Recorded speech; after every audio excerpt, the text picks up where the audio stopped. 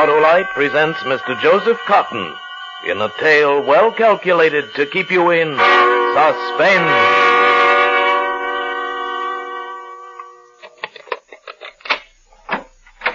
Good morning, Leslie. Good morning.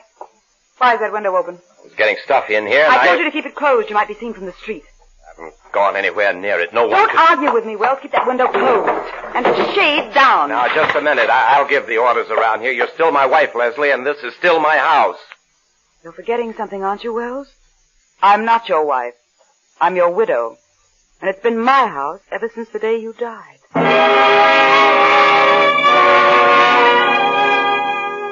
I had no comeback. I did what Leslie told me because, well, she was right. A dead man can't put up much of an argument. He has no authority, not even with his wife. Things had been different once. I had money, power, and there was nobody in the world who would have presumed to tell Wells Galloway what to do. But that was before a certain evening in July up at Lake Latimer. That was before Red Tuttle, my law partner, paid me a visit at my cabin up there. In other words, that was before the day I died. I was alone. I'd gone to the cabin to be alone, to try to figure things out. The money was gone by that time. I'd thrown it away, hundreds of thousands of dollars in good living and gambling, and in a sense, Leslie was gone, too. Oh, she was still my wife, but the man she loved was Norman Vail, and I knew it, and she knew I knew it, and she didn't much care, so this time I'd come up to the cabin without my rifle because I wasn't planning to do any hunting. But I brought along a revolver for reasons I didn't admit to myself, and I left it lying on the table in the living room. I was staring at it that evening when I heard the cab from the village stop down on the highway. There was still a little light, and I saw a shock of flaming red hair on the path between the trees, and I knew my partner was going to honor me with his presence. I thought I knew why, too, and I wasn't wrong. I couldn't believe my eyes, Wells. I still can't believe it. I came all the way up here just to hear you say it isn't true. And you wasted your time, Red. It is true. But good Lord, man, we were appointed trustees of that estate. Taking those bonds was a criminal act. Why did you do such a thing? I needed the money. Well, I hope you're ready to pay it back before the heirs get wind of it. I'm not. I haven't got a cent. Then what are you going to do? I don't know yet. You certainly don't expect me to... Is that what you're thinking, Wells? It is, isn't it? Well, I'll be hanged if I'll do it. I'm not going to take a beating to cover up for you. You cash those bonds and you'll make them good. No, go away, will you, Rad? What? I said go away. I don't care what you do about those bonds. I've got more important things to worry about. Like your wife, Wells? Well, don't expect any pity from me there, either. I'm not asking you for anything. You're responsible for losing Leslie. No man could treat a woman the way you've treated Leslie and get away with it. Why, you made a slave of her. You practically locked her up in your house. No, I think you'd better go away, Red. I'll go when I get the money to buy back those bonds, not before. Oh, for the luck. Here's my ring. Here's my watch. Take them. They ought to be worth something. Take them, and get out. I'll take them, Wells, but it's not enough. That's all I've got, I tell you. Now leave me alone. All right. But when I leave here, I'm going to the police. Police? Yes. If you think I'm going to suffer for your mistakes, you're wrong. I'm going to bring charges against you before the Prescott heirs start prosecuting the firm. Why, you dirty... That was another mistake, Wells. I won't take that either. He was stronger than I. His blow caught me on the chin, and I went staggering across the room. I crashed against the mantel above the fireplace. The kerosene lamp had been burning there. It toppled off and fell on the floor, but I hardly noticed it. My eyes were on something else. On that revolver that lay on the table by the window. I don't remember picking it up. I only remember how it felt in my hand. Wells! No, Wells! Put it down! Wells!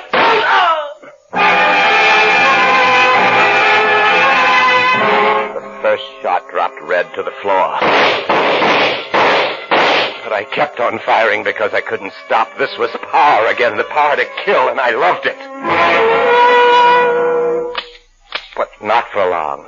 With the last bullet, the spell was broken, and then was when the fear came. I'd never known fear before. I wasn't prepared to deal with it. It took hold of me and shook me until I was trembling from head to foot. It brought the sweat popping out of every pore. It wouldn't let me approach the body, not even to reclaim my ring and watch. It carried me out of the cabin and sent me stumbling into the darkening woods. And I spent the night there, wandering blindly through the blackness. In my hand, I still carried the gun. Long before dawn, I began to wonder why I hadn't saved one shell, just one. For if my life had reached dead end a few hours ago, then what would you call this? Where did I go now that I was wanted for murder? It was daylight when I came out of the woods. There was a truck rumbling toward me. Desperate men take desperate chances. Give me a lift to the city? Why, sure, mister. Hop in. He heard about me. Wells Galloway was wanted for murder. I knew that right away. I knew it from the way he looked me over, but it didn't matter. Nothing mattered. This really was dead end. I guess you're okay, mister. Shut the door. What do you mean, okay? Well, I thought maybe you're the guy I heard about back at Lake Latimer. What guy? Well, there was a murder back there last night. One fella shot another one in a cabin, then burned the cabin down. Burned it down? Sure. Right to the ground. Couldn't even have identified the body. Only they found a ring and a watch on it. I figured you might be the killer, but he's a redhead.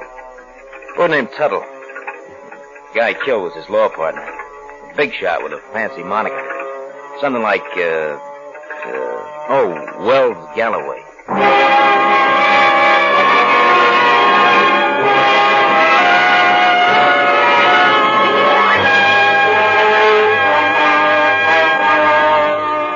So the day I killed my partner turned out, as far as the law was concerned, to be the day I died. It was my body the police had decided that was lying back there in the charred ruins of my cabin on Lake Latimer. It was Red Tuttle, not Wells Galloway, who was wanted for murder. The truck driver dropped me on the outskirts of the next city. I went into a barbecue joint, sat down at the counter, and pieced the story together. The kerosene lamp I'd knocked off the mantel, that was what had started the fire, and it was the ring and the watch I'd given Red that enabled the police to identify the body that had been burned beyond recognition, to identify it as me, Wells Galloway. That much was clear. But what wasn't clear was what to do about it. What's the next step after you've been pronounced dead? Well, here's the eggs, fella. Nice day, ain't it? Yeah. Yes, sir. Beautiful day. Kind of day, it's great to be alive.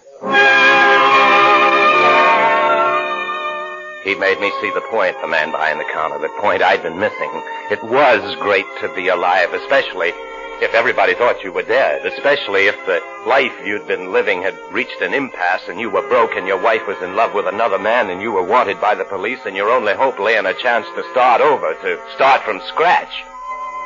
That's what they were giving me. Handing it to me on a silver platter, a fresh start, a clean slate. I was dead. Now I could begin living again. Well, now, let's see. Orange juice, 2 eggs, bacon, coffee, huh? That'll be 80 cents, please. 82 with tax. But that was another point the counterman made me see. Subtract 82 cents from $50 and you get $49.18. Not much to start a new life on, not when you're used to big money. And big money was the only thing that would make a new life worth living. A little capital was all I needed, but where do you borrow capital when you can't show your face? Who'll lend money to a corpse? In the circles where Wells Galloway had moved, friends were not to be trusted. And as for my wife, as for Leslie... Leslie. Yes, that was it. The Wells Galloway brain was beginning to click again. It kept on clicking, keeping pace with the click of the train wheels that carried me back to the city where the late Wells Galloway had lived. It was night when I got there.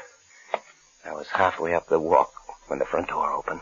I hardly had time to slip behind the lilac bush before Leslie stepped out on the porch. He was with her, the man she loved, Norman Vale. You think I'm callous, don't you, Norman? You think I'm too hard. No, of course not, darling. You weren't happy with him. Naturally, you can't be too broken up over his death. Happy? I was miserable with him. You know how he treated me? I wasn't his wife. I was his prisoner. I hated him, Norman. And I'm not broken up. I'm glad he's dead. A shudder ran down my spine when I heard her, but that must have been because the night was getting cool. For after all, this was just what I was counting on. My plan wouldn't work if she weren't glad I was dead. I waited till Norman Vale's car pulled away. Then I waited 5 minutes longer. And finally, I climbed the front steps, put my key in the lock, and let myself in. Who is that? Who's out there? Who... Hello, Leslie.